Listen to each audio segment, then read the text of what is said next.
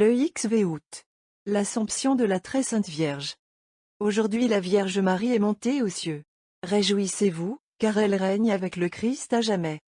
Ainsi l'Église conclura les chants de cette journée glorieuse. Suave antienne, où se résume l'objet de la fête et l'esprit dans lequel elle doit être célébrée. Il n'est point de solennité qui respire à la fois comme celle-ci le triomphe et la paix, qui répondent mieux à l'enthousiasme des peuples et à la sérénité des âmes consommées dans l'amour. Certes le triomphe ne fut pas moindre au jour où le Seigneur, sortant du tombeau par sa propre vertu, terrassait l'enfer. Mais dans nos âmes, si subitement tirées de l'abîme des douleurs au surlendemain du Golgotha, la soudaineté de la victoire mêlait comme une sorte de stupeur à l'allégresse de ce plus grand des jours. En présence des anges prosternés, des disciples hésitants, des saintes femmes saisies de tremblement et de crainte, on eût dit que l'isolement divin du vainqueur de la mort s'imposait à ses plus intimes et les tenait comme Madeleine à distance. Dans la mort de Marie, nulle impression qui ne soit toute de paix. Nulle cause de cette mort que l'amour. Simple créature, elle ne s'arrache point par elle-même au lien de l'antique ennemi. Mais, de cette tombe où il ne reste que des fleurs, voyons-la s'élever inondée de délices, appuyée sur son bien-aimé. Aux acclamations des filles de Sion qui ne cesseront plus de la dire bienheureuse, elle monte entourée des esprits célestes formant des chœurs, louant à l'envi le fils de Daï. Plus rien qui, comme au pays des ombres, vienne tempérer l'ineffable éclat de la plus belle des filles d'Ève. Et c'est sans conteste que par-delà les inflexibles trônes, les chérubins éblouissants, les séraphins tout de flammes, elle passe enivrant de parfums la cité bienheureuse. Elle ne s'arrête qu'au contint même de la divinité, près du siège d'honneur où le roi des siècles, son fils, règne dans la justice et la toute-puissance. C'est là qu'elle aussi est proclamée reine, c'est de là qu'elle exercera jusqu'au siècle sans fin l'universel empire de la clémence et de la bonté. Cependant, ici-bas, le Liban, Amana, Sanir et Hermon, toutes les montagnes du cantique sacré, semblent se disputer l'honneur de l'avoir vue s'élever de leur sommet vers les cieux. Et véritablement la terre entière n'est plus que le piédestal de sa gloire, comme la lune est son marchepied, le soleil son vêtement, comme les astres des cieux forment sa couronne brillante. Filles de Sion, vous êtes toutes belles et suaves. S'écrie l'Église, et son ravissement mêle au chant du triomphe des accents d'une exquise fraîcheur. Je l'ai vue belle comme la colombe qui s'élève au-dessus des ruisseaux, ses vêtements exhalaient d'inestimables senteurs, et comme le printemps l'entouraient les roses en fleurs et les lys des vallées. Même douce limpidité dans les faits de l'histoire biblique où les interprètes des saints livres ont vu la figure du triomphe de Marie. Tant que dure ce monde, une loi imposante garde l'entrée du palais éternel, nul n'est admis à contempler, sans déposer son manteau de chair, le roi des cieux. Il est pourtant quelqu'un de notre race humiliée, que n'atteint pas le décret terrible, la vraie Esther s'avance par-delà toute barrière en sa beauté dépassant toute croyance. Pleine de grâce, elle justifie l'amour dont l'a aimé le véritable Assuérus. Mais dans le trajet qui l'a conduit au redoutable trône du roi des rois, elle n'entend point rester solitaire, soutenant ses pas, soulevant les plis de son royal vêtement, deux suivantes l'accompagnent, qui sont l'angélique et l'humaine nature, également fières de la saluer pour maîtresse et pour dame, toutes deux aussi participantes de sa gloire. Si de l'époque de la captivité, où Esther sauva son peuple, nous remontons au temps des grandeurs d'Israël, l'entrée de Notre-Dame en la cité de la paix sans fin nous est représentée par celle de la reine de Saba dans la terrestre Jérusalem. Tandis qu'elle contemple ravie la magnificence du très haut prince qui gouverne en Sion, la pompe de son propre cortège, les incalculables richesses du trésor qui la suit, ses pierres précieuses, ses aromates, plongent dans l'admiration la ville sainte. Jamais, dit l'Écriture, on ne vit tant et de si excellents parfums que ceux que la reine de Saba offrit au roi Salomon. La réception faite par le fils de David à Bestab et sa mère, au 3e livre des rois, vient achever non moins heureusement d'exprimer le mystère où la piété filiale du vrai Salomon a si grande part en ce jour. Bestab est venant vers le roi, celui-ci se leva pour aller à sa rencontre, et il lui rendit honneur, et il s'assit sur son trône. Et un trône fut disposé pour la mère du roi, laquelle s'assit à sa droite. Ô Notre-Dame, combien en effet vous dépassez tous les serviteurs, ministres ou amis de Dieu. Le jour où Gabriel vint à ma bassesse, vous fait dire saint Ephrem, de servante je fus reine. Et moi, l'esclave de ta divinité, soudain je devins mère de ton humanité, mon Seigneur et mon Fils. Ô Fils du roi, qui m'a faite moi aussi sa fille, ô tout céleste qui introduit aux cieux cette fille de la terre, de quel nom te nommer? Lui-même le Seigneur Christ a répondu. Le Dieu fait homme nous révèle le seul nom qui, en effet, l'exprime pleinement dans sa double nature, il s'appelle le Fils.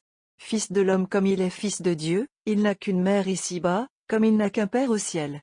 Dans l'auguste Trinité il procède du Père en lui restant consubstantiel, ne se distinguant de lui que parce qu'il est Fils. Produisant avec lui l'Esprit Saint comme un seul principe.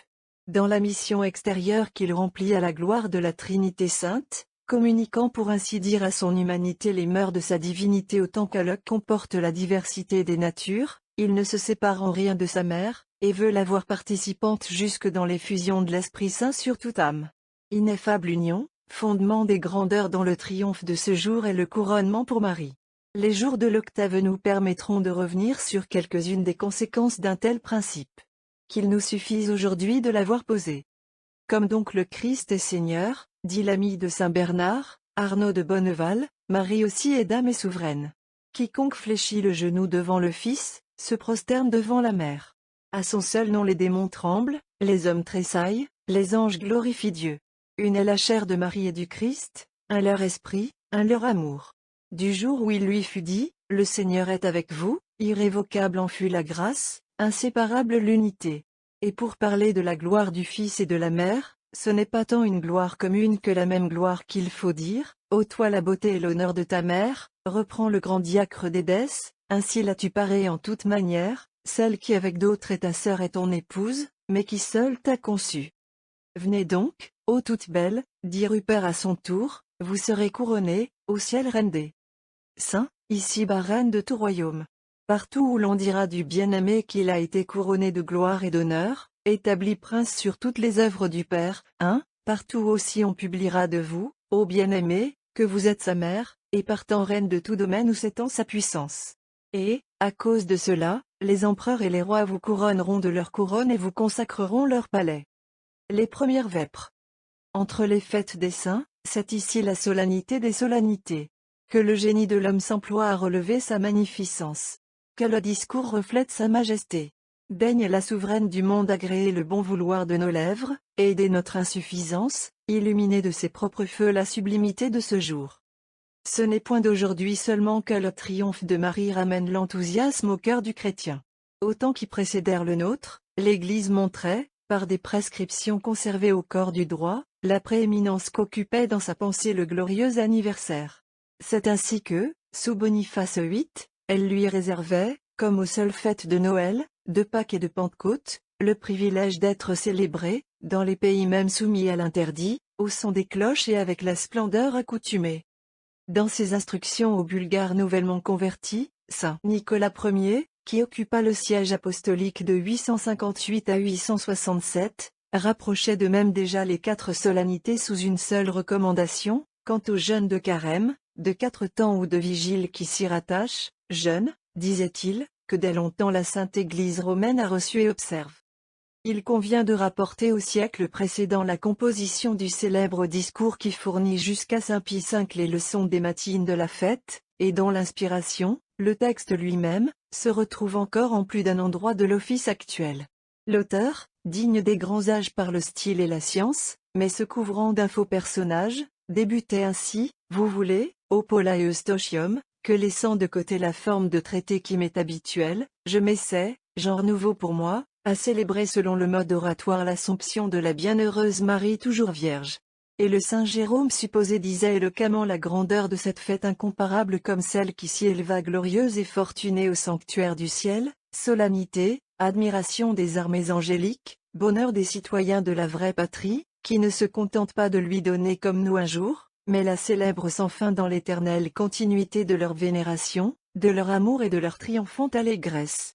Pourquoi faut-il qu'une répulsion légitime pour les excès de quelques apocryphes aient amené l'auteur de ce bel exposé des grandeurs de Marie à hésiter sur la croyance au privilège glorieux de son assomption corporelle? Prudence trop discrète, qu'allait à exagérer bientôt les martyrologes d'Usuard et d'Adon de Vienne. Ce n'était pas pourtant sur les rives de la Seine ou celle du Rhône qu'il eût convenu de méconnaître une tradition s'affirmant toujours plus chaque jour, et dont, avant toutes autres, nos églises des Gaules avaient eu la gloire de consacrer en Occident la formule explicite. Qui, mieux que ne le faisait l'antique liturgie gallicane, a su depuis chanter cette Assomption plénière, conséquence de la divine et virginale maternité, et comme elle apportant joie au monde. Ni douleur dans l'enfantement, ni labeur en la mort, ni dissolution au tombeau, nulle tombe ne pouvant retenir celle que la terre n'a point souillée, ainsi nos pères exprimaient le mystère, et ils s'excitaient à gagner la patrie où nous précède corporellement la Vierge bienheureuse. Au grand chagrin de plus d'une âme sainte, l'autorité du faux Saint Jérôme, survenant à l'heure où se consommait l'abandon de la liturgie gallicane par les premiers carlovégiens, déconcerta quelque peu la piété de nos contrées. Mais on n'arrête pas le mouvement qu'il plaît au Saint Esprit d'imprimer à la foi des peuples. Au XIII siècle, les deux princes de la théologie, saint Thomas et saint Bonaventure, s'accordaient pour souscrire au sentiment redevenu général de leur temps, touchant la croyance à la résurrection anticipée de Notre-Dame. Bientôt cette croyance s'imposait, par le fait de son universalité, comme la doctrine même de l'Église. Dès l'année 1497, la Sorbonne déniait la liberté de se produire aux propositions qui s'élevaient à l'encontre, et les frappait de ses plus dures censures. En 1870, le Concile du Vatican, trop tôt suspendu, ne put donner suite aux vœux instamment exprimés à l'heure d'une définition qui eut achevé la glorieuse couronne de lumière, œuvre des siècles, hommage de l'Église militante à la Reine des cieux. Mais la proclamation de la Conception immaculée, qui reste acquise à notre temps, encourage nos espérances pour l'avenir. L'Assomption corporelle de la Divine Mère se présente désormais comme le corollaire dogmatique, immédiat, d'un dogme révélé. Marie, n'ayant rien connu du péché d'origine, n'a contracté nulle dette avec la mort son châtiment, c'est librement que, pour se conformer à son Fils, elle a voulu mourir, et, de même que le Saint de Dieu, la Sainte de son Christ n'a pu connaître la corruption du tombeau. Si d'anciens calendriers donnent à la fête de ce jour le titre de sommeil ou repos, dormitio, posatio, de la bienheureuse Vierge, on ne saurait en conclure qu'au temps où ils furent rédigés, cette fête n'avait pas d'autre objet que la très sainte mort de Marie. Les Grecs, de qui cette expression nous est parvenue, ont toujours compris dans la solennité le glorieux triomphe qui suivit cette mort. Il en est de même des Syriens, des Chaldéens, des Coptes, des Arméniens. Chez ces derniers, conformément à l'usage qu'ils ont de rattacher leur fête à un jour précis de la semaine, et non au quantième du mois, l'Assomption est fixée au dimanche qui se rencontre entre le 12 et le 18 août. Précédée d'une semaine de jeûne, elle donne son nom à la série des autres dimanches qui la suivent, jusqu'à l'exaltation de la Sainte Croix en septembre. À Rome, l'Assomption ou Dormitio de la Sainte Mère de Dieu apparaît au vu siècle, comme célébrée depuis un temps qu'on ne saurait définir. On ne voit pas qu'il y a eu jamais d'autre jour propre que le 15e du mois d'août. Au rapport de Nicéphore Calliste, c'est la même date que lui assignait pour Constantinople, à la fin du VIe siècle, l'empereur Maurice. Or, comme entre plusieurs autres solennités dont l'historien rappelle au même lieu l'origine, celle de la Dormitio est la seule dont ils disent qu'elle ait été, non pas établie, mais fixée par Maurice à tel jour. De savants auteurs en ont tiré la conclusion de la préexistence de la fête elle-même à l'édit impérial. Celui-ci n'aurait eu pour but que de mettre un terme à certaines diversités d'usage quant au jour où elle était célébrée. C'était le temps où, bien loin de Byzance, nos pères, les francs mérovingiens, célébraient au 18 janvier la glorification de Notre-Dame avec cette plénitude de doctrine que nous avons rapportée. Quelle que puisse être l'explication du choix de ce jour, il est à noter qu'aujourd'hui encore les Coptes des bords du Nil annoncent dans leur synaxaire, au 21 du mois de Tobie, qui répond à notre 28 janvier, le repos de la Vierge Marie, Mère de Dieu, et l'Assomption de son corps au ciel. Ils reprennent du reste cette annonce au 16 de Mésorie, 21 août, et c'est également au 1er de ce mois de Mésorie qu'ils commencent leur carême de la Mère de Dieu, comprenant 15 jours comme celui des Grecs. Il est des auteurs qui ont fait remonter la fête de l'Assomption de Notre-Dame aux apôtres eux-mêmes. Le silence des monuments primitifs de la liturgie favorise peu leurs sentiments. L'hésitation sur la date qu'il convenait d'attribuer à cette fête, la liberté laissée longtemps à son sujet, paraissent manifester plutôt dans sa première institution l'initiative spontanée des églises diverses, à l'occasion de quelques faits attirant l'attention sur le mystère ou l'ayant mis en plus grand jour. De cette sorte a pu être, vers l'an 451, la relation partout répandue dans laquelle Juvénal de Jérusalem exposait à l'impératrice Sainte Pulchérie et à son époux Martien l'histoire du tombeau, vide de son précieux dépôt, que les apôtres préparèrent pour Notre-Dame au pied du mont des Oliviers. Les paroles suivantes de saint André. de Crète, aux 7 degrés siècle, font bien voir la marche. Un peu indécise à l'origine qui résulta de telles circonstances pour la nouvelle solennité. Né à Damas, moine à Jérusalem, puis diacre de Constantinople, avant de ceindre enfin la couronne des pontifes dans l'île célèbre d'où lui resta son nom, il n'est personne qui soit mieux en mesure que notre saint de parler en connaissance de cause pour l'Orient. La solennité présente, dit-il, est pleine de mystères, ayant pour objet de célébrer le jour où s'endormit la Mère de Dieu. Elle s'élève plus haut, cette solennité, que le discours ne peut atteindre. Il n'a pas été tout d'abord, ce mystère, célébré par plusieurs, mais tous maintenant l'aiment et l'honorent. À son sujet, le silence précéda longtemps le discours, l'amour maintenant divulgue l'arcane. On doit manifester le don de Dieu, non l'enfouir. On doit le présenter, non comme récemment découvert, mais comme ayant recouvré sa splendeur. Quelques-uns de ceux qui furent avant nous ne le connurent qu'imparfaitement. Ce n'est pas une raison de se taire toujours, il ne s'est pas totalement obscurci, proclamons-le, et faisons fête. Qu'aujourd'hui s'unissent les habitants des cieux et ceux de la terre, qu'une soit la joie de l'ange et de l'homme, que toute langue tressaille et chante je vous salue à la Mère de Dieu. Nous aussi, faisons honneur au don de Dieu. Soyons reconnaissants à l'Église de ce que la glorieuse Assomption n'a pas subi chez nous le sort de tant d'autres fêtes, au commencement de ce siècle, et nous trouve toujours unis à nos frères de la terre comme à ceux du ciel pour chanter Marie. Les psaumes et l'hymne des vêpres sont les mêmes que ceux des autres fêtes de Notre-Dame. Les antiennes, le capitule et le verset rendent avec une grâce infinie le mystère du jour. Ent. Marie a été élevée au ciel, les anges se réjouissent, ils louent et bénissent le Seigneur. Psaume 6. Dixit Dominus, page 43. Ent. La Vierge Marie a été élevée au céleste séjour, où le roi des rois est assis sur un trône étoile. Psaume 12. Laudate pueri, page 46. Ent. N0 courons à l'odeur de vos parfums. Les jeunes filles vous aiment de tout leur amour. Psaume xi. Je me suis réjoui quand on m'a dit, nous irons vers Marie, la maison du Seigneur. Nos pieds se sont fixés dans tes parvis, ô Jérusalem. Nos cœurs dans votre amour, ô Marie. Marie, semblable à Jérusalem, est bâtie comme une cité, tous ceux qui habitent dans son amour sont unis et liés ensemble. C'est en elle que se sont donnés rendez-vous les tribus du Seigneur, selon l'ordre qu'il en a donné à Israël, pour y louer le nom du Seigneur. Là sont dressés les sièges de la justice, les trônes de la maison de David. Et Marie est la fille des rois. Demandez à Dieu, par Marie, la paix pour Jérusalem, que tous les biens soient pour ceux qui t'aiment, ô Église. Voix de Marie, que la paix règne sur tes remparts, ô Nouvelle Sion. Et l'abondance dans tes forêts. Moi, la fille d'Israël, je prononce sur toi des paroles de paix, à cause de mes frères et de mes amis qui sont au milieu de toi.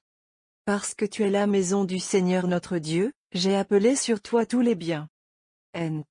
Fille de Sion, vous êtes bénie du Seigneur, parce que nous avons goûté par vous le fruit de vie. Psaume 76. Si le Seigneur ne bâtit la maison, en vain travaillent ceux qui la bâtissent. Si le Seigneur ne garde la cité, inutilement veilleront ses gardiens. En vain vous vous lèverez avant le jour, levez-vous après le repos, vous qui mangez le pain de la douleur. Le Seigneur aura donné un sommeil tranquille à ceux qui l'aiment, des fils, voilà l'héritage que le Seigneur leur destine. Le fruit des entrailles, voilà leur récompense. Comme des flèches dans une main puissante, ainsi seront les fils de ceux que l'on opprime. Heureux l'homme qui en a rempli son désir. Il ne sera pas confondu, quand il parlera à ses ennemis aux portes de la ville. Ent. Vous êtes belle et pleine de grâce, fille de Jérusalem, terrible comme une armée rangée en bataille. Psaume 6 LV. Marie, vraie Jérusalem, chantez le Seigneur. Marie, Sainte Sion, chantez votre Dieu. C'est lui qui fortifie contre le péché les serrures de vos portes. Il bénit les fils nés en votre sein.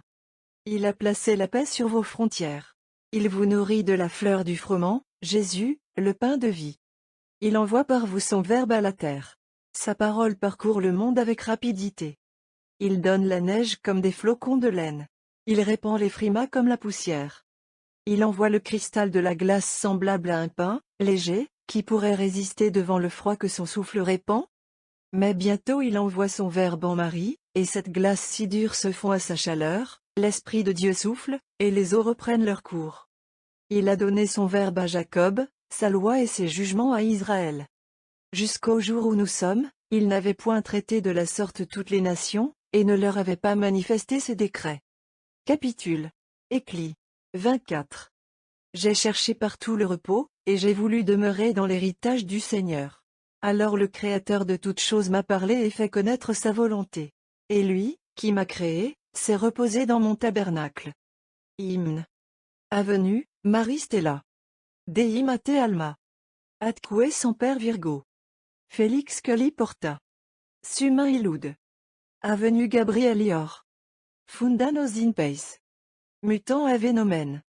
Solve Vinclareis. Profelumen Kessi. Malanos Trapel. Bona Cuncta Posse. Monstratees Matrem. Summa Perte Preses. Qui, Pronobis Natus. Tullies Tuus. Virgo Singulari. Inter omnes mitis. Noculpi soluto. Mitfac et casto. Vitam presta puram. Iter paratutum. Ut videntiesum. Semper cola et temur. Citlos deo patri. Samo Christo decus. Spiritui sancto. Tribu honor unus. Amen. V. Exaltata sancta Dei genitri. R. Super choros angelorum ad coelestia regna. Salut, astre des mers. Mère de Dieu féconde. Salut, ô toujours vierge. Porte heureuse du ciel. Vous qui de Gabriel avez reçu la venue. Fondez-nous dans la paix. Changeant le nom d'Eva. Délivrez les captifs. Éclairez les aveugles. Chassez loin tous nos maux. Demandez tous les biens. Montrez en vous la mer. Vous-même offrez nos vœux au Dieu qui, né pour nous, voulut naître de vous. Ô Vierge incomparable. Vierge douce entre toutes. Affranchie du péché. Rendez-nous doux et chastes. Donnez vie innocente. Et sûr pèlerinage. Pour qu'un jour soit Jésus. Notre liesse à tous. Louange à Dieu le Père. Gloire au Christ souverain. Louange au Saint-Esprit. Aux trois un seul hommage. Amen. V. La Sainte Mère de Dieu a été élevée. R. Plus haut que les cœurs des anges, au céleste royaume. Antienne de Magnificat. Vierge très prudente, où allez-vous comme l'aurore empourprée? Fille de Sion, vous êtes toute belle et suave, belle comme la lune, brillante comme le soleil. Le Cantique Magnificat, page 51. Oraison. Daignez, Seigneur, pardonner les péchés de vos serviteurs, afin que, dans l'impuissance de vous plaire par nos actes, nous soyons sauvés par l'intercession de la mère de votre Fils notre Seigneur, qui vit et règne avec vous. Lorsque le temps vint pour la bienheureuse Marie de quitter la terre, les apôtres furent rassemblés de tous les pays, et ayant connu que l'heure était proche, ils veillaient avec elle. Or le Seigneur Jésus arriva avec ses anges, et il reçut son âme. Au matin, les apôtres levèrent son corps et le placèrent dans le tombeau. Et de nouveau vint le Seigneur, et le saint corps fut élevé dans une nuée. À ce témoignage de notre Grégoire de Tours répondent l'Occident et l'Orient, exaltant la solennité de la nuit bienheureuse qui vit la Vierge vénérée faire au ciel son entrée triomphante, quelle lumière éclatante perce ses ombres. Dit saint Jean Damascène, 3. Et il nous montre l'assemblée fidèle se pressant à vide, durant la nuit sacrée, pour entendre les louanges de la Mère de Dieu. Comme en Rome, si dévote à Marie, se fut-elle ici laissée vaincre. Au témoignage de saint Pierre d'Amiens, son peuple entier passait la nuit glorieuse dans la prière, les chants, les visites aux diverses églises. Au dire des privilégiés qu'éclairait la lumière céleste, plus grande encore était, à cette heure bénie, la multitude des âmes délivrées du lieu des tourments par la Reine du monde et visitant elle aussi les sanctuaires consacrés à son nom. Mais la plus imposante des démonstrations de la ville et du monde était la litanie ou procession mémorable dont l'origine première remonte au pontificat de saint Sergius, 687-701. Jusque dans la seconde moitié du XVI siècle, elle ne cessa point d'exprimer, comme Rome seule sait faire, l'auguste visite que reçut de son Fils Notre-Dame au solennel instant de son départ de ce monde. On sait que deux sanctuaires majeurs représentent dans la ville éternelle la résidence, c'est comme les palais de la Mère et du Fils. La basilique du Sauveur au Latran, celle de Marie sur l'Esquilin, comme cette dernière s'honore de posséder le portrait de la Vierge bénie peint par saint Luc, le Latran garde dans un oratoire spécial, Saint entre tous, l'image non faite de main d'homme où sont tracés sur bois de cèdre les traits du Sauveur. Or, au matin de la vigile de Sainte Marie, le Pontife suprême accompagné des cardinaux venait nu-pieds découvrir, après cette génuflexion, l'image du Fils de la Vierge. Dans la soirée, tandis que la cloche de l'Aracle donnait du Capitole le signal des préparatifs prescrits par les magistrats de la cité, le Seigneur Pape se rendait à Sainte-Marie Majeure, où il célébrait les premières vêpres entourées de sa cour. Aux premières heures de nuit, étaient de même chantées au même lieu les matines à 9 leçons. Cependant, une foule plus nombreuse d'instant en instant se presse sur la place du Latran, attendant le retour du pontife. De toutes parts débouchent les divers corps des arts et métiers, venant sous la conduite de leur chef occuper le poste assigné pour chacun. Autour de l'image du Sauveur, en son sanctuaire, se tiennent les 12 portiers chargés de sa garde perpétuelle, et tous membres des plus illustres familles. Près d'eux prennent place les représentants du Sénat et du peuple romain. Mais le cortège papal est signalé redescendant l'Esquilin.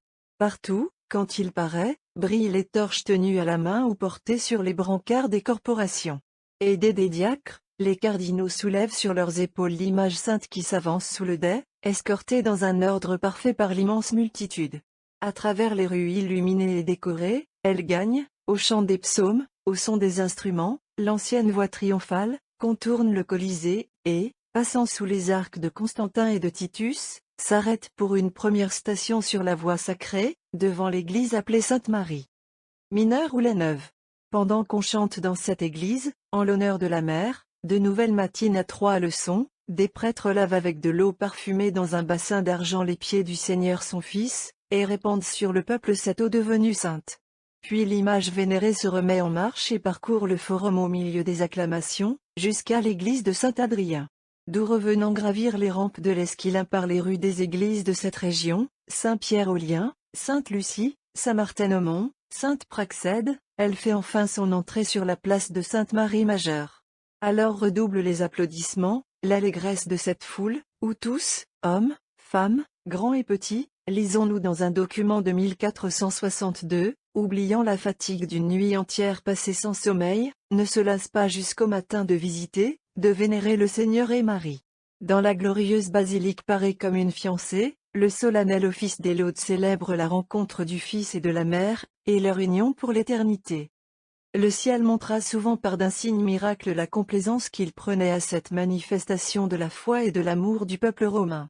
Pierre le Vénérable et d'autres irrécusables témoins mentionnent le prodige renouvelé chaque année des torches qui, brûlant toute la nuit, se retrouvaient au lendemain du même poids que la veille.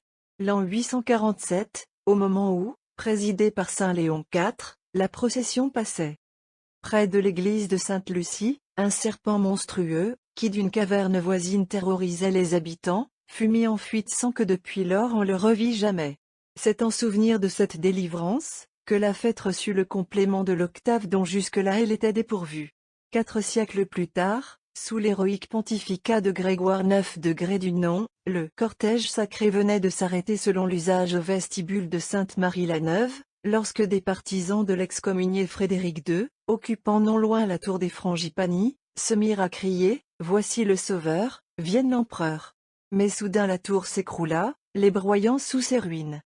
Revenons à l'auguste basilique, où nous rappelle d'autres souvenirs. Une autre nuit nous vit dans son enceinte célébrer joyeux l'enfantement divin. Ineffables harmonies. C'est donc à l'heure où pour la première fois Marie pressa sur son sein l'enfant Dieu dans l'étable, qu'elle s'éveille elle-même dans les bras du bien-aimé au plus haut des deux.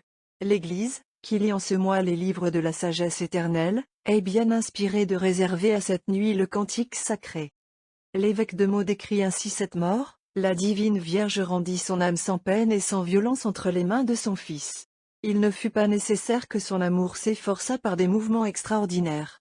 Comme la plus légère secousse détache de l'arbre un fruit déjà mûr, ainsi fut cueillie cette âme bénie, pour être tout d'un coup transportée au ciel.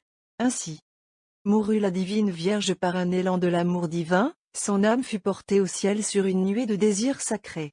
Et c'est ce qui fait dire aux saints anges, qui est celle-ci, qui s'élève comme la fumée odoriférante d'une composition de myrrhe et d'encens? Belle et excellente comparaison, qui nous explique admirablement la manière de cette morte heureuse et tranquille. Cette fumée odoriférante que nous voyons s'élever d'une composition de parfums, n'en est pas arrachée par force, ni poussée dehors avec violence, une chaleur douce et tempérée la détache délicatement, et la tourne en une vapeur subtile qui s'élève comme d'elle-même.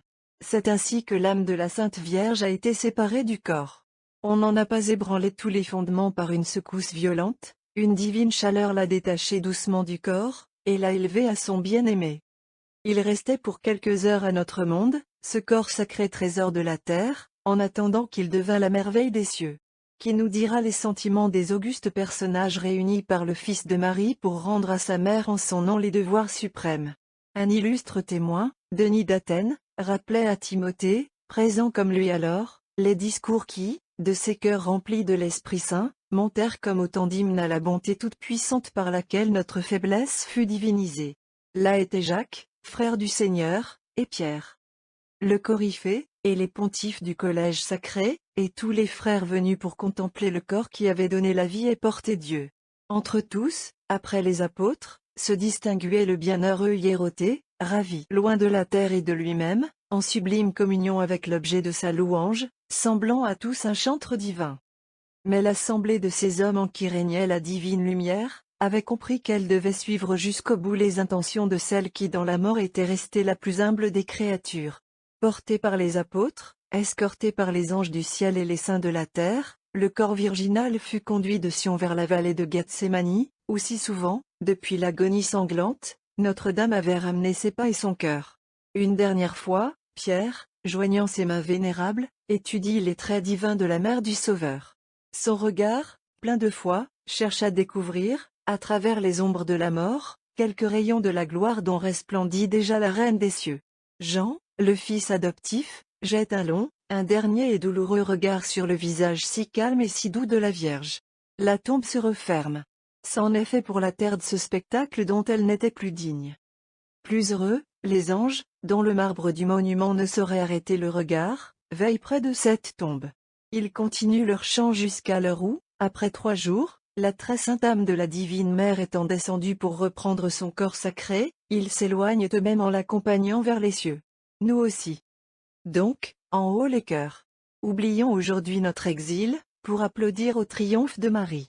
Et sachons la rejoindre un jour à l'odeur de ses parfums. Faisons nôtre cette antique formule qui se disait à Rome sur le peuple assemblé, au moment du départ de la litanie solennelle que nous avons rappelée. Collecte. Nous devons honorer la solennité de ce jour, ô Seigneur. La Sainte Mère de Dieu, en effet, y subit la mort du temps, sans que les liens de cette mort aient pu retenir celle qui de sa chair avait fourni un corps à votre Fils, notre Seigneur. Qui vit et règne. À tierce. L'hymne et les 3 psaumes dont se compose l'office de tierce, se trouvent ci-dessus, page 26. Ent. La Vierge Marie a été élevée au céleste séjour, où le roi des rois est assis sur un trône étoile. Le capitule comme aux premières vêpres, page 460. R.Br. Élevée a été la Sainte Mère de Dieu. Élevée. V. Plus haut que les cœurs des anges, au céleste royaume. La Sainte. Gloire au Père. Élevée. V. Marie a été élevée au ciel, les anges se réjouissent. R. Ils louent et bénissent le Seigneur. L'oraison et la collecte de la messe, page 472. À la messe. Quel est ce roi de gloire? Demandaient, au jour de la triomphante ascension, les gardiens des portes éternelles. Et leur question, répétée dans le psaume par 2 fois, l'était une 3e en Isaïe s'écriant au nom des habitants des cieux, quel est celui qui vient des dômes dans la beauté de sa robe empourprée, dans l'élan de sa force victorieuse? Or, au cantique sacré, 3 fois comme pour le Fils se manifeste au sujet de la mère le ravissement des célestes principautés. Quelle est celle-ci, qui s'avance comme l'aurore à son lever? Et cette première demande admirative est suscitée par la naissance de Marie en laquelle prend fin la nuit du péché. Quelle est celle-ci, qui monte par le désert comme une vapeur embaumée de toutes sortes de parfums? Et cette 2e expression de l'étonnement angélique a pour objet l'incomparable vie de la Vierge, où se rencontrent tous les progrès, d'où se dégagent tous les arômes des vertus. Quelle est celle-ci, qui s'élève du désert inondé de délices, appuyée sur son bien-aimé? Et c'est là, vue des cieux, la sortie du tombeau de la Vierge bienheureuse. Elle a rempli sa mission, accompli l'oracle, brisé la tête du serpent maudit. De son corriège montent à nouveau vers les gardiens des remparts du ciel les paroles du psaume de triomphe, ouvrez vos portes. Ainsi disait prophétiquement, en figure d'elle, Judith victorieuse, ouvrez vos portes, car Dieu est avec nous, car il a signalé sa puissance. Et voici que se lèvent de chefs, en effet, les portes éternelles. Du moindre au plus grand, tous les bienheureux habitants des hauteurs s'avancent à la rencontre de celle qui monte de notre humble vallée. Plus démonstrative est la joie parmi les 9 cœurs, qu'elle ne le fut en Israël au jour où David introduisit l'arche figurative dans la cité sainte. Faisons écho à l'allégresse des cieux. Que le solennel introïte de la fête soit pour nous la marche triomphale accompagnant l'entrée de Marie dans la vraie Sion. Le psaume d'Épithalame, qui joint ces versets à l'antienne mélodieuse, est le trait d'union des chants du sacrifice avec la lecture faite cette nuit du cantique sacré. Introïte. Réjouissons-nous tous dans le Seigneur, et faisons fête en l'honneur de la bienheureuse Vierge Marie. De son Assomption se réjouissent les anges, et ils louent à l'envi le Fils de Dieu. PS Mon cœur a proféré une parole excellente. C'est au roi que je dédie mes chants. Gloire au Père. Réjouissons-nous. L'oraison suivante demande le pardon et le salut par l'intercession de la Mère de Dieu. Son peu de rapport apparent au mystère de la solennité pourrait surprendre, si l'on oubliait qu'elle n'est que la deuxième collecte de ce jour au sacramentaire. La première, que nous avons donnée plus haut, se disait au moment de la première réunion des fidèles, et elle proclame expressément l'impuissance de la mort à retenir Marie dans ses liens. Collecte. Daignez, Seigneur, pardonner les péchés de vos serviteurs, afin que, dans l'impuissance de vous plaire par nos actes, nous soyons sauvés par l'intercession de la Mère de votre Fils notre Seigneur, qui vit et règne avec vous. Épître. Lecture du livre de la sagesse. Éclit 24. J'ai cherché partout le repos, et j'ai voulu demeurer dans l'héritage du Seigneur. Alors le Créateur de toutes choses m'a parlé et fait connaître sa volonté. Et lui, qui m'a créé, s'est reposé dans mon tabernacle. Et il m'a dit, habitez en Jacob, et qu'Israël soit votre héritage, et prenez racine dans mes élus. Et c'est ainsi que je me suis affermi dans Sion. J'ai donc trouvé mon repos dans la cité sainte, et ma puissance est établie dans Jérusalem. J'ai pris racine dans le peuple honoré du Seigneur, dans le peuple héritage de mon Dieu, et ma demeure est dans la plénitude des saints. Je me suis élevé comme le cèdre au Liban, comme le cyprès de la montagne de Sion. Je me suis élevé comme le palmier en Cadet, et comme en Jéricho les plants des rosiers. Je me suis élevé comme un bel olivier dans la plaine, comme le platane sur les places au bord des eaux. J'ai donné mon parfum comme le cinnamome et le baume odorant. Comme une myrrhe de choix j'ai donné ma senteur. L'épître qu'on vient de lire est en relation étroite avec l'évangile qui va suivre. Le repos recherché de Marie est celui de la meilleure part, le repos de l'âme en la présence du pacifique, qui trouve lui-même dans cette âme pacifiée la part préférée de son héritage. Nulle créature ne s'est approchée au point où l'a fait Notre-Dame de la Paix où vit dans son éternité immuable la tranquille Trinité. Aussi nul autre n'a mérité de devenir autant qu'elle le lieu du repos divin. Or, nulle activité ne saurait atteindre à l'excellence, à l'abondance des fruits d'une âme en laquelle le Seigneur se repose, parce qu'elle-même se repose en lui. Car ce repos est celui de l'époux. Lorsque le Seigneur aura donné le sommeil à ses bien-aimés, alors apparaîtra leur fécondité, dit le psaume. Nous tous, devenus les fils de Marie au jour où le Seigneur se reposa dans son tabernacle, comprenons ce que la magnificence des expressions de l'éternelle sagesse nous révèle de sa gloire en ce jour de triomphe. La branche sortie de la tige de Jessé ne porte point seulement la fleur divine sur laquelle s'est reposée la plénitude de l'Esprit Saint. Elle racine dans les élus, appelant du ciel en leurs rameaux la sève qui transforme leur nature et divinise leurs fruits. Ces fruits de Jacob et d'Israël, ces œuvres de la vie chrétienne ordinaire ou de la vie des parfaits, sont donc aussi le bien et la richesse de la divine Mère. Aujourd'hui l'éternelle Sion, la cité sanctifiée, le peuple glorifié, héritage du Seigneur, l'avoine-tré à juste droit dans le repos sans fin où sa puissance s'affirmera d'autant plus en Jérusalem, que les saints lui feront à jamais hommage de leur plénitude. Mais combien cette plénitude des saints rassemblés est elle-même dépassée par la plénitude des mérites personnels de Marie. Autant le cèdre du Liban domine les fleurs de la plaine, autant et plus, après son Fils divin, Notre-Dame s'élève par-delà toute sainteté créée. Les arbres auxquels est comparée dans cette épître la bienheureuse Vierge en son exaltation, dit le docteur Angélique, peuvent être considérés comme représentant les divers ordres des bienheureux. Le sens de ce passage est donc que Marie, ayant eu les mérites de tous, a été exaltée par-delà les anges, les patriarches et les prophètes, les apôtres, les martyrs, les confesseurs, les vierges, par-delà tous les saints. Le psaume Xli de Gré, dont les accents d'épithalame ont retenti déjà au verset d'introïte, se poursuit au graduel. La terre y chante les perfections qui ont mérité à l'épouse l'appel du roi des cieux. Dans le verset, l'armée des anges nous est montrée saluant l'entrée de sa reine. Graduel. Par la vérité, par la douceur et la justice, régnez. Vos œuvres nous révèlent une conduite merveilleuse. Écoutez, ô ma fille. Voyez et prêtez l'oreille. Car le roi est épris de votre beauté. Alléluia, Alléluia. Marie a été élevée au ciel, l'armée des anges est dans la joie. Alléluia. Évangile. La suite du Saint-Évangile selon saint Luc. Chapitre 10. En ce temps-là, Jésus entra dans un certain village, et une femme nommée Marthe le reçut dans sa maison. Or, elle avait une sœur nommée Marie. Et celle-ci, se tenant assise aux pieds du Seigneur, écoutait sa parole. Mais Marthe se dépensait pour le détail du service, et, s'arrêtant, elle dit, « Seigneur, n'avez-vous pas souci de ce que ma sœur me laisse servir seule? Dites-lui donc qu'elle m'aide. » Et répondant, le Seigneur lui dit, « Marthe, Marthe, vous vous inquiétez et embarrassez de beaucoup de choses. Pourtant une seule chose est nécessaire. Marie a choisi la meilleure part, qui ne lui sera point enlevée. » Autrefois dans la liturgie romaine comme aujourd'hui encore chez les Grecs et les Mozarabes, l'évangile du jour se continuait sans transition par ces versets d'un autre chapitre 2. Saint Luc, comme il disait ces choses, une femme élevant la voix du milieu de la foule, lui dit, « Heureux le sein qui vous a porté, et les mamelles qui vous en nourrit. » Et Jésus dit, « Heureux plutôt ceux qui écoutent la parole de Dieu et qui la pratiquent. » Cette addition ramenait la pensée vers Notre-Dame. Mais l'épisode de Marthe et de sa sœur dans l'évangile du jour n'en restait pas moins mystérieux.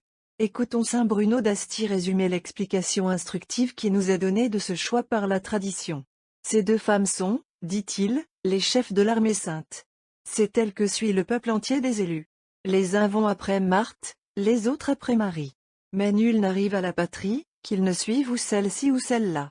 Aussi les saints-pères ont-ils à bon droit statué que cet évangile serait lu dans la fête principale de la Bienheureuse Vierge, parce que c'est elle que signifient les deux sœurs. Elle s'élève entre toutes les créatures, comme ayant plus qu'aucune réuni les privilèges des deux vies, à savoir l'active et la contemplative. Comme Marthe, et bien mieux, elle a reçu le Christ. Elle l'a reçu, non pas dans sa maison seulement, mais dans son sein, elle l'a servi davantage, l'ayant conçu, mis au monde, porté dans ses bras. Comme Marie, d'autre part, elle écoutait sa parole, et de plus la conservait pour nous tous en son cœur. Elle contemplait son humanité, elle pénétrait aussi et plus que personne sa divinité. Elle a donc bien choisi la meilleure part, qui ne lui sera point enlevée. Or donc, poursuit saint Bernard, celui qu'elle reçut à son entrée dans cet humble monde, la reçoit en ce jour au seuil de la cité sainte. Point de lieu ne se trouva sur terre plus digne du Fils de Dieu que le sein de la Vierge.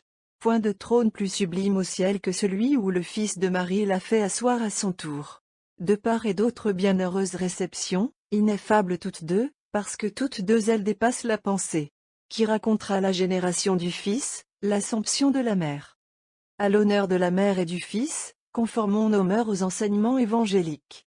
Lorsqu'un ou Marthe se trouble, quand elle s'égare dans ses multiples sollicitudes, sachons la rappeler à l'unité de Marie. Soit en lui-même, soit dans ses membres, le Seigneur mérite seul d'arrêter notre pensée. La valeur de toute chose, l'importance que nous devons dès lors lui attribuer dans notre conduite, se mesure à son rapport plus ou moins immédiat avec Dieu ou sa gloire.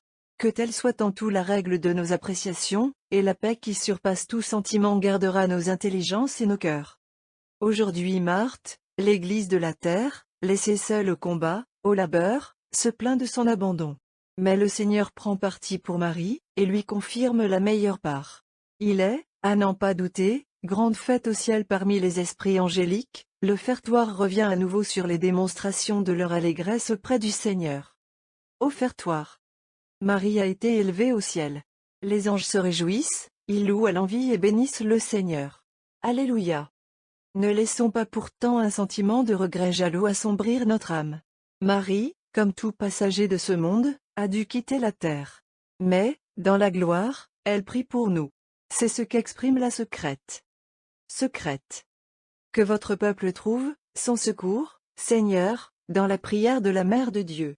Suivant la condition de toute chair, Elle a voulu quitter ce monde, mais puissions-nous ressentir les effets de son intercession pour nous dans la gloire des cieux. Par le même Jésus-Christ, notre Seigneur. Préface. C'est une chose digne et juste, équitable et salutaire, Seigneur Saint, Père Tout-Puissant, Dieu éternel, de vous rendre grâce en tout temps et en tout lieu. Spécialement de vous louer, de vous bénir, de vous célébrer en l'Assomption de la bienheureuse Marie toujours Vierge. C'est elle qui a conçu votre Fils unique par l'opération du Saint-Esprit, et qui, sans rien perdre de la gloire de sa virginité, a donné au monde la lumière éternelle, Jésus-Christ notre Seigneur, par qui les anges louent votre majesté, les dominations l'adorent, les puissances la révèrent en tremblant, les cieux, et les vertus des cieux, et les heureux séraphins la célèbrent avec transport. Daignez permettre à nos voix de s'unir à leur voix, afin que nous puissions dire dans une humble confession, Saint, Saint, Saint. Si vous m'aimiez, disait le Seigneur à ses disciples au moment de les quitter, vous vous réjouiriez de ce que je vais à mon Père. 1. Nous qui aimons Notre-Dame, réjouissons-nous de ce qu'elle va vers son Fils. Comme le chante l'antienne de communion, la meilleure part, qu'elle a choisie, lui est assurée pour jamais. Communion. Marie a choisi pour elle la meilleure part, qui lui sera jamais enlevée. Le pain sacré, que nous devons à Marie, nous reste toujours. Puisse-t-il, avec son intercession, nous garantir contre tout mot. Post-communion. Rendus participants de la table céleste, nous implorons, Seigneur notre Dieu, votre clémence. Puissions-nous, célébrant l'Assomption de la Mère de Dieu, être délivrés par son intercession de tous les maux qui nous menacent. Par le même Jésus-Christ notre Seigneur. A sexte. L'hymne et les 3 psaumes dont se compose de l'office des sextes, se trouvent ci-dessus, page 32. Ent. Nous courons à l'odeur de vos parfums. Les jeunes filles vous aiment de tout leur amour. Capitule. Éclit. 24. Et c'est ainsi que je me suis affermi dans Sion. J'ai donc trouvé mon repos dans la cité sainte, et ma puissance est établie dans Jérusalem. J'ai pris racine dans le peuple honoré du Seigneur, dans le peuple héritage de mon Dieu, et ma demeure est dans la plénitude des saints. R.Br. Marie a été élevée au ciel, les anges se réjouissent. Marie. Ils louent et bénissent le Seigneur. Les anges. Gloire au Père. Marie. R.Br. La Vierge Marie a été élevée au céleste séjour. Où le roi des rois est assis sur un trône étoilé. L'oraison et la collecte de la messe, page 472. Anon. L'hymne et les psaumes, ci-dessus, page 37. Capitule. Éclit. 24. Sur les places, j'ai donné mon parfum comme le cinnamome et le baume odorant. Comme une myrrhe de choix j'ai donné ma senteur. R.Br. La Vierge Marie a été élevée au céleste séjour. Où le roi des rois est assis sur un trône étoilé. Au céleste séjour. Gloire au Père. La Vierge. Souffrez, ô Vierge sainte, que je célèbre vos louanges. R. Donnez-moi le courage contre vos ennemis. L'oraison, page 472. Aux secondes vêpres. Les antiennes, les psaumes, le capitule, l'hymne et le verset, sont les mêmes qu'aux premières vêpres, page 457-461, à l'exception de l'antienne de Magnificat. Antienne de Magnificat. Aujourd'hui la Vierge Marie est montée aux cieux. Réjouissez-vous, car elle règne avec le Christ à jamais. Après l'oraison de la fête, on fait mémoire d'un saint confesseur qui fut assez heureux que d'être appelé au ciel au jour même du triomphe de Notre-Dame. L'Église, pour le mieux célébrer, a remis sa propre fête au lendemain de celle de Marie. Mémoire de S. Hyacinthe, confesseur. Ent. Je le comparerai à l'homme sage qui a bâti sa maison sur la pierre. Le Seigneur l'a aimé, et il l'a honoré. R. Il l'a revêtu d'un vêtement de gloire. Oraison. Dieu qui nous réjouissait par la solennité annuelle du bienheureux Hyacinthe, votre confesseur. Soyez-nous propices, faites que nous imitions les actes de celui dont nous honorons la naissance au ciel. Par Jésus-Christ. Aujourd'hui, dans toutes les églises de France, a lieu la procession solennelle instituée en souvenir et confirmation du vœu par lequel Louis XIII dédia le royaume très chrétien à la bienheureuse Vierge. Par lettre donnée à Saint-Germain-en-Laye, le 10 février 1638, le pieux roi déclarait consacrer à Marie sa personne, son état, sa couronne, ses sujets. Nous enjoignons à l'archevêque de Paris, disait-il ensuite, que tous les ans, le jour et fête de l'Assomption, il fasse faire commémoration de notre présente déclaration à la grande messe qui se dira en son église cathédrale, et qu'après les vêpres du 10 jours il soit fait une procession en la dite église, à laquelle assisteront toutes les compagnies souveraines et le corps de ville avec pareille cérémonie que celle qui s'observe aux processions plus solennelles. Ce que nous voulons aussi être fait en toutes les églises tant paroissiales que celles des monastères de la dite ville et faubourg, et en toutes les villes, bourgs et villages du dit diocèse de Paris. Exhortons pareillement tous les archevêques et évêques de notre royaume, et néanmoins leur enjoignons de faire célébrer la messe solennelle en leurs églises épiscopales, et autres églises de leur diocèse.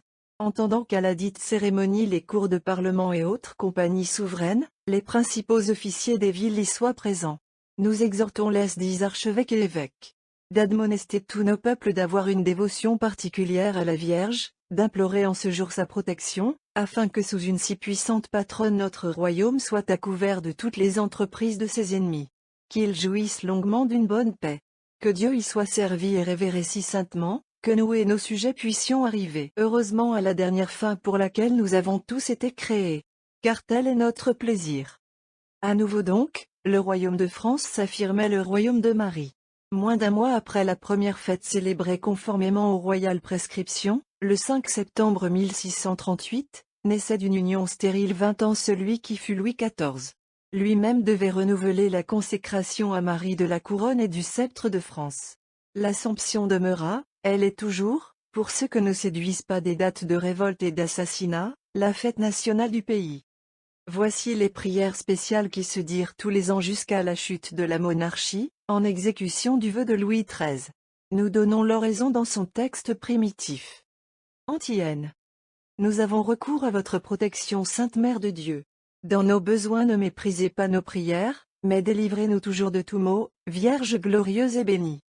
V. Ô Dieu, donnez au roi votre science du jugement et au fils du roi celle de votre justice. R. Pour juger votre peuple dans l'équité et vos pauvres dans la droiture. Oraison. Dieu, roi des rois et des royaumes, leur guide et leur gardien, vous qui avez donné comme fils à la bienheureuse Vierge Marie votre propre Fils unique et le lui avez soumis. Accueillez favorablement les vœux de votre serviteur le très chrétien roi des Francs, de son peuple fidèle et de tout le royaume, ils se soumettent eux-mêmes à l'empire de cette bienheureuse Vierge, ils se dévouent, s'engagent et se consacrent à son service, puissent-ils en retour obtenir, durant cette vie la tranquillité et la paix, au ciel l'éternelle liberté. Par le même Jésus-Christ, notre Seigneur. Nous ne devons pas omettre de rappeler que la Hongrie fut de même consacrée à la Mère de Dieu par son premier roi, Saint Étienne. Le présent jour y prit dès lors l'appellation du jour de la grande souveraine, Dies Magna Dominae. Marie reconnut la piété de l'apostolique prince, ce fut le 15 août 1038, qu'il échangea pour la couronne des cieux son trône de la terre, nous le retrouverons sur le cycle au 2e jour de septembre. Au 16 siècle, on vit en plusieurs lieux les luthériens continuer après leur apostasie d'observer l'Assomption de la Bienheureuse Vierge, que les populations n'eussent pas laissé supprimer. La coutume d'un grand nombre d'églises d'Allemagne était, comme en font foi leurs bréviaires et missels, de célébrer durant 30 jours consécutifs par des réunions et des chants le triomphe de Marie. Tressons notre couronne liturgique à Marie glorifiée. Par au mieux commencer que par ces fleurs de si parfait, de si plein arôme, que le sol gaulois fit surgir au premier jour. On verra que dans la messe du 18 janvier, d'où elles sont prises, nos pères célébraient à la fois la maternité de Notre-Dame et son triomphe. Célébrons l'ineffable mystère du jour glorieux consacré à la Mère du Seigneur. Il mérite d'autant plus la louange, ce mystère, que l'Assomption de la Vierge le rend unique parmi les hommes. Il nous montre une vie où la virginité met au monde un fils, une mort qui n'a pas sa semblable. L'étonnement que suscite une telle mort, n'est pas moindre que l'allégresse causée par ce bienheureux enfantement. Admirons cette conception par la foi. Exaltons le passage dans lequel consiste cette mort. Que spéciales soient les manifestations de la joie, que se multiplient les effusions de l'amour, que la dévotion réponde à l'objet de la fête. Frères bien-aimés, que notre cœur soit tout entier à la prière.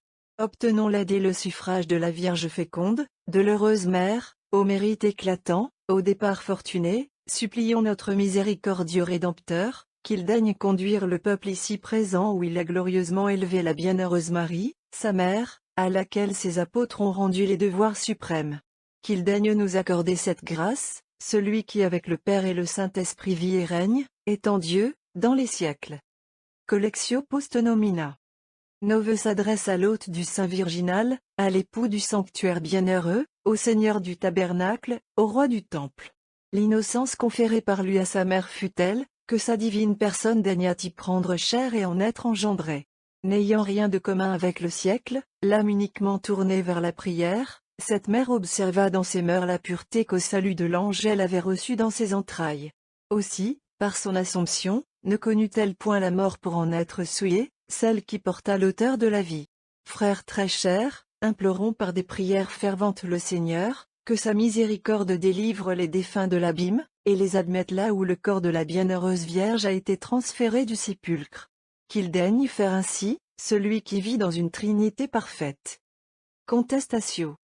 Il est digne et juste, Dieu Tout-Puissant, il est équitable que nous vous rendions de grandes actions de grâce en ce temps consacré, en ce jour vénérable entre tous. Comme le fidèle Israël sortit de l'Égypte, ainsi la Vierge Mère de Dieu passa du monde au Christ. Pas plus que la corruption de la vie, elle ne connut la dissolution du tombeau. Exempte de souillure, glorieuse en sa fécondité, délivrée par son Assomption, elle règne au paradis comme épouse. Vierge toujours pure, elle porte un fruit d'allégresse.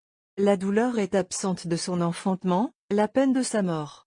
Sa vie fut au-dessus de la nature, son trépas ne fut pas une dette exigée par celle-ci. Chambre nuptiale brillante, douceur l'incomparable époux, la lumière des nations, l'espérance des fidèles, le spoliateur des démons, la confusion des Juifs. Vase de vie, tabernacle de gloire, temple céleste. Mais de cette Vierge nouvelle les mérites éclatent mieux, si les gestes de l'ancienne Ève en sont rapprochés. Celle-là produit la vie pour le monde. Celle-ci donne naissance à l'empire de la mort. Celle-ci prévarique et nous perd. Celle-là engendre et nous sauve. Celle-ci par le fruit de l'arbre nous frappe à la racine. De cette branche sort la fleur dont le parfum nous réconforteront, le fruit nous guérit. L'une sous la malédiction engendre dans la douleur. L'autre retrouve la bénédiction, assure le salut. La perfidie de l'une conspire avec le serpent, trompe son époux, perd sa race. L'obéissance de l'autre apaise le Père, mérite le Fils, délivre sa descendance. L'une nous présente dans le suc d'un fruit l'amertume. L'autre fait couler de la source de son Fils la douceur sans fin. Telle est l'aigreur de la pomme d'Ève, que les dents des enfants en demeurent agacées. La suavité du pain de la Vierge les raffermit et les nourrit, nul avec elle ne meurt, que celui qui en présence de ce pain rassasiant reste dégoûté. Mais il est temps de laisser les vieux gémissements pour les nouvelles joies. Nous revenons donc à vous, Vierge féconde, Mère toujours pure qui ne connut point d'homme, qui enfantez, mais dont le Fils vous apporte l'honneur et non la souillure. Heureuse, vous par qui sont arrivées jusqu'à nous les joies que vous avez conçues. Nous nous sommes félicités de votre naissance, nous avons tressailli à votre enfantement, nous nous glorifions de votre passage au ciel. Il n'eût pas suffi sans doute que le Christ sanctifiât votre entrée. D'une telle mère, il devait illustrer aussi la sortie. Il était juste que, l'ayant reçu dans votre amour quand vous le conçûtes par la seule foi, lui-même à son tour vous reçut dans sa félicité par cette Assomption. Celle en qui la terre n'avait point eu de prise ne pouvait être retenue sous la roche du tombeau. Véritablement donc, que de merveilles inaccoutumées. Les apôtres lui rendent le devoir suprême. Les anges la célèbrent en leur chant. Le Christ la reçoit dans ses bras. Une nuée est son char. Son Assomption l'élève au paradis. Parmi les cœurs des vierges elle exerce une principauté glorieuse. Par le Christ notre Seigneur, à qui les anges et les archanges. La liturgie ambrosienne compose sa préface de la messe de vigile avec les termes mêmes de la collecte romaine qui se disait au moment de la solennelle litanie précédemment décrite. Nous lui emprunterons les deux antiennes suivantes de la messe du jour. Confractorium. Soyez dans la joie, Vierge, Mère du Christ, vous tenant à sa droite en votre vêtement d'or, environné de charmes. Transitorium. Nous vous exaltons, Mère de Dieu, parce que de vous est né le Christ, sauvant tous ceux qui vous glorifient. Sainte souveraine, Mère de Dieu, faites-nous part des grâces qui vous ont sanctifiés. Les mots arabes seront représentés par ces pièces de leur vêpres de la fête. Lauda Vierge d'Israël, prenez le tympanon. R. Et sortez au milieu des cœurs. V. Vous êtes bienheureuse, Reine qui vous élevez comme la lumière. R. Et sortez. Que le Seigneur soit toujours avec vous. R. Et avec votre esprit. Sonnons que le Seigneur Dieu du ciel vous bénisse, l'honneur du royaume de David est en vous. R. Et l'on verra se prosterner devant vous les fils de nations nombreuses. Alléluia. V. Écoutez, filles de Sion, en ce jour de votre gloire où votre visage resplendit dans le temple de Dieu. Le soleil de justice se lève à votre entrée. R. Et l'on verra que le Seigneur V. Est avec. Antiphona. Vous êtes bénis par le Dieu très haut plus que toutes les femmes.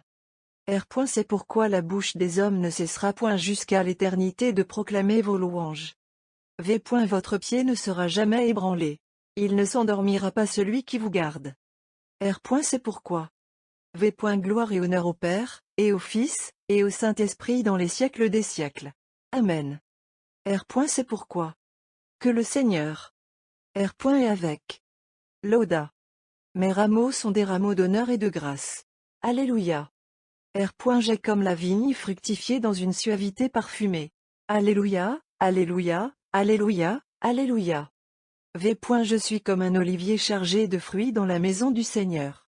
J'espérais dans la miséricorde de mon Dieu pour l'éternité, pour les siècles des siècles.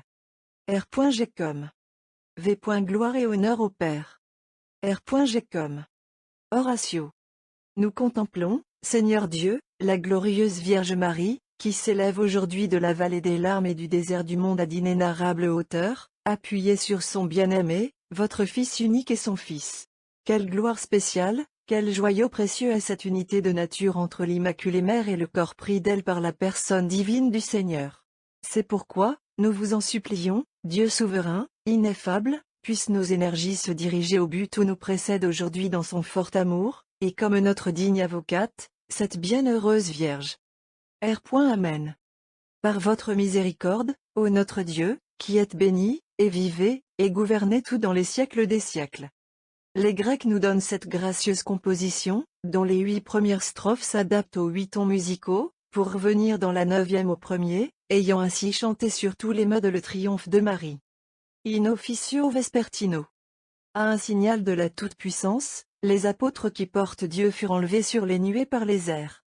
À leur arrivée, ils saluèrent dans un langage sublime votre corps très pur, principe de la vie. Cependant les plus élevés des puissances des cieux, venant avec leur Seigneur, forment cortège au corps sans tache qui a renfermé Dieu. Saisies de crainte, elles remontent vers les célestes demeures. Et elles crient comme font les esprits au chef des angéliques phalanges, voici qu'arrive la reine de tous, la mère de Dieu. Ouvrez les portes, et recevez dans les hauteurs la mère de la lumière éternelle. Par elle s'est accompli l'universel salut des mortels. Nos yeux sont impuissants à fixer sa beauté. Elle ne saurait être assez honorée, car son mérite surpasse toute pensée. C'est pourquoi, Immaculée, ô Mère de Dieu, vivant à jamais dans la société du Prince de la vie né de vous, intercédez pour nous sans cesse. Soyez notre garde. Sauvez de tout choc de l'ennemi cette jeunesse qui est vôtre car nous avons droit à votre secours à vous, dans les splendeurs de l'éternité, nos acclamations. Cueillons de même quelques traits dans les chants chaldéens. In assumptio neve. Maria est. L'homme ne saurait louer comme il faut la mère du Seigneur des anges et des hommes. Ni les hommes ne peuvent la comprendre, ni les anges la pénétrer pleinement. Objet qu'elle est d'admiration dans sa vie mortelle, de stupeur dans sa mort vivifiante. Durant sa vie, elle était morte au monde. À sa mort, elle ressuscite les morts. Vers elle les apôtres s'empressent des régions lointaines, les anges descendent des hauteurs du ciel pour l'honorer comme il convient. Les vertus s'animent mutuellement, les principautés se répandent comme des nuages enflammés, les dominations sont dans la joie, les puissances tressaillent. Les trônes multiplient la louange, tandis que les séraphins exaltent la gloire de son bienheureux corps, et que les chérubins célèbrent dans leur chant celle qui s'avance au milieu d'eux. L'air et les nuées s'inclinent à son passage. Les tonnerres applaudissent en louant son Fils dans leur concert. La pluie et la rosée portent envie à son sein virginal. Car elles nourrissent les plantes, mais lui a nourri le Seigneur des plantes. Raoul de Tongres, qui écrivit au XIVe siècle son livre de l'observance des canons dans les offices de l'Église, signale l'hymne suivante comme usité de son temps pour la fête de ce jour. 1. Radulf. De canon observé. Prop. 13. Hymne. Ô que glorieuse est la lumière dont vous brillez, royale fille de la race de David. Du trône où vous êtes élevée, Vierge Marie, vous dominez tous les habitants des cieux. Mère, en gardant l'honneur de la virginité, vous offrîtes comme palais votre cœur au Seigneur des anges. La pureté prépara votre sein sacré, Dieu fut chair, et le Christ naquit. C'est lui qu'adore en tremblant l'univers, lui devant qui tout genou à cette heure fléchit dévotement, lui de qui nous implorons, par votre secours, la fin de nos ténèbres et les joies de la lumière. Accordez-nous cette grâce, Père de toute lumière, par votre Fils, dans l'Esprit Saint, avec vous il vit et règne ce Fils, dans les cieux resplendissants, gouvernant tous les siècles. Amen. Terminons par cette suave séquence. Séquence. Inondée de délices, la fille du roi David est portée dans les bras de l'époux au céleste trône. La bien-aimée, cherchant l'époux parmi les lits, s'empresse de le rejoindre où il était allé. Aujourd'hui s'ouvre pour Esther la chambre du roi, elle y vient conjurer le danger provenu des perfidies d'Aman notre ennemi, qui enserre le monde dans les liens du péché pour lui donner la mort. Traversant les palais des cieux, elle franchit les diverses barrières, pour pénétrer jusqu'aux appartements royaux. Là, aujourd'hui, sa bouche virginale baise le sceptre d'or, qui est le Christ, ainsi est accordée paix à l'Église. En Rama, ici-bas, la voix de Rachel se fait entendre. Mais un chant suave à votre honneur remplit le lieu des embrassements, des douces paroles de l'époux, dont vous jouissez, ô fortunés, plus qu'aucun habitant des cieux. La terre vous envoie aujourd'hui à la céleste cour, comme la femme prudente de Técua au roi David, comme la Sunamite au véritable Élysée, faites-nous rappeler de notre exil, faites-nous ressusciter de la mort, pour goûter les joies éternelles où vous êtes dans la gloire. Amen. Vous avez goûté la mort, ô Marie. Mais son sommeil, comme le sommeil d'Adam aux premières heures du monde, n'a été qu'une extase mettant en présence l'époux et l'épouse. Comme le sommeil de l'Adam nouveau au grand jour du salut, il appelait aussi le réveil de la résurrection. Déjà, par le Christ Jésus, notre nature, dans la totalité de son être, âme et corps, régnait aux cieux. Mais, comme au paradis du premier jour, il n'était point bon que l'homme fût seul sous le regard de la Trinité sainte. À la droite de Jésus paraît aujourd'hui la nouvelle Ève, en tout semblable au chef divin dans le vêtement de sa chair glorifiée. Rien ne manque plus au paradis de l'éternité. Ô Marie, qui, selon l'expression de votre dévot serviteur, Jean Damascène, avez rendu la mort bienheureuse et joyeuse, détachez-nous de cette terre où rien ne saurait plus nous retenir. Nous vous avons accompagné de nos vœux. Nous vous avons suivi, du regard de l'âme, aussi loin que l'ont permis les bornes de notre mortalité, et maintenant, nos yeux pourront-ils jamais se reporter sur ce monde de ténèbres? Vierge bénie, pour sanctifier l'exil, pour nous aider à vous rejoindre, assurez-nous le secours des vertus dont le vol sublime vous a porté à ces hauteurs. En nous aussi, il faut qu'elle règne. En nous aussi, il faut qu'elle brise la tête du serpent maudit, pour qu'un jour, en nous aussi, elle triomphe au jour des jours, où l'espérance de Job sera pour nous dépassée, où nous verrons.